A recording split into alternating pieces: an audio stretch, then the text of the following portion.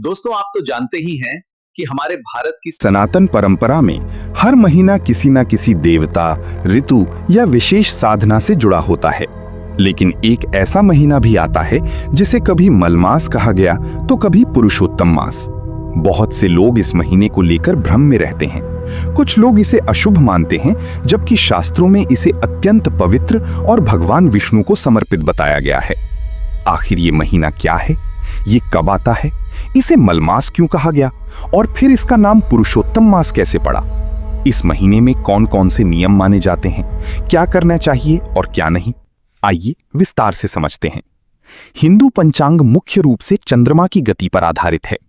एक चंद्र वर्ष लगभग 354 दिनों का होता है, जबकि सूर्य वर्ष लगभग 365 दिनों का, यानी दोनों में लगभग 11 दिनों का अंतर आ जाता है। अब यदि हर साल ये अंतर बढ़ता जाए तो ऋतुएं और त्योहार अपने सही समय से हटने लगेंगे। इसी अंतर को संतुलित करने के लिए लगभग हर 32 महीने 16 दिन बाद एक अतिरिक्त महीना जोड़ा जाता है। इसी अतिरिक्त महीने को अधिक मास कहा जाता है।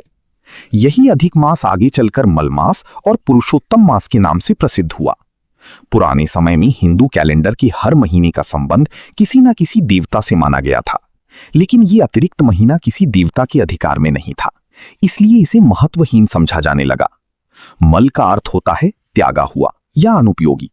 इसी कारण लोग इसे मलमास कहने लगे। इस महीने में विवाह, गृह प्रवेश, मुंडन, नया व्यापार शुरू करना जैसे शुभ कार्य बंद कर दिए गए।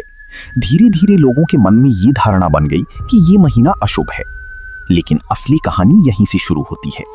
पौराणिक कथा के अनुसार जब इस अतिरिक्त महीने को सभी ने तिरस्कृत कर दिया, तब वो दुखी होकर भगवान विष्णु के पास पहुंचा।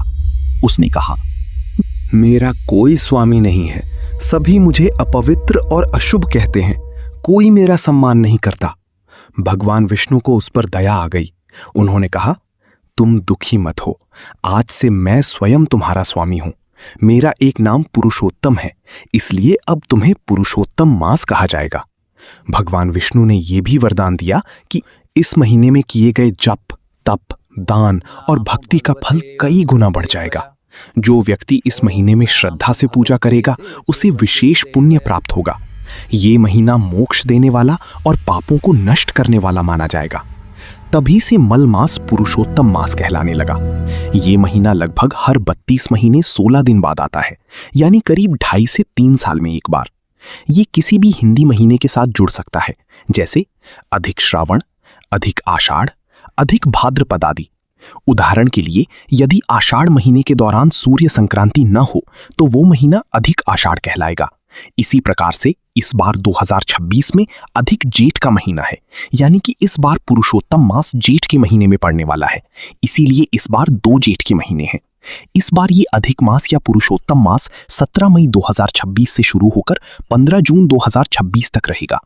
पुरुषोत्तम मास को साधना और आत्मशुद्धि का महीना माना गया है। शास्त्रों में कहा गया है कि इस समय मनुष्य अपने जीवन की गलतियों को सुधार सकता है।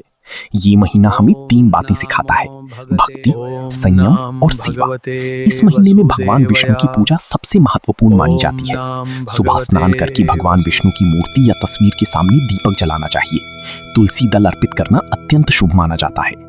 ओम नमो भगवते वासुदेवाय मंत्र का जाप लाभकारी माना जाता है। इसके अलावा श्री कृष्ण गोविंद हरि मुरारी, ही नाथ नारायण वासुदेव का कीर्तन भी शुभ माना जाता है। पुरुषोत्तम मास में धार्मिक ग्रंथों का पाठ करने का विशेष महत्व है। विशेष रूप से भगवद गीता, विष्णु सहस्त्रनाम, श्रीमद् भागवत और रामचरितमानस का पाठ पुण्यदायक माना जाता है।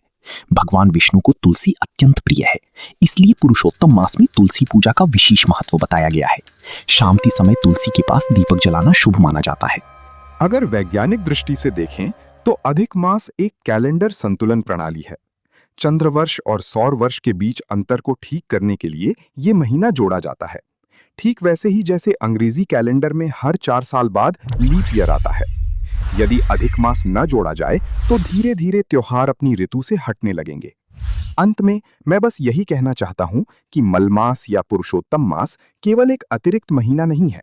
ये भक्ति, आत्मशुद्धि और आध्यात्मिक जागरण का समय है।